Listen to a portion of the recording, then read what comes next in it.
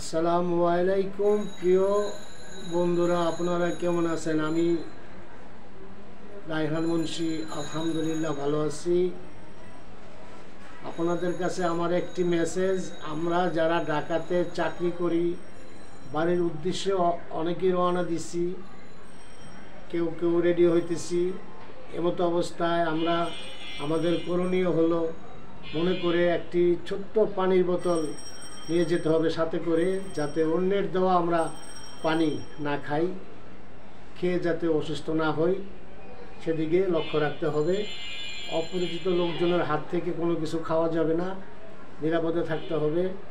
এবং নিরাপদ এই জন্যই দরকার, আমাদের মা ভাই বোন, আত্মীয় স্বজন, ছেলে মেয়ে, স্ত্রী পুত্র সবাই অপেক্ষা করবে আমাদের জন্য।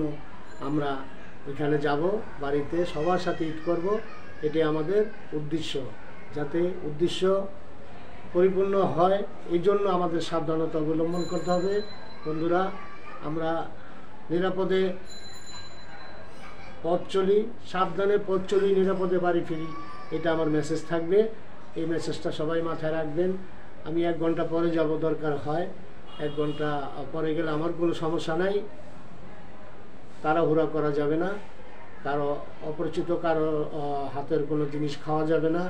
নিজের মালামাল নিজের দায়িত্বে রাখবেন, যেটার মধ্যে গুরুত্বপূর্ণ কাপড় টাপড় টাকা পয়সা আছে নিরাপদে রাখবেন।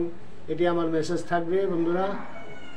আর নামাজ বাদ দিও না বন্ধু, এপারের জীবন থেকে ওপারের জীবন বেশি সুন্দর।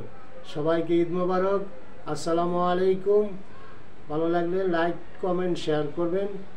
সবাইকে আবারও ঈদ মোবারক।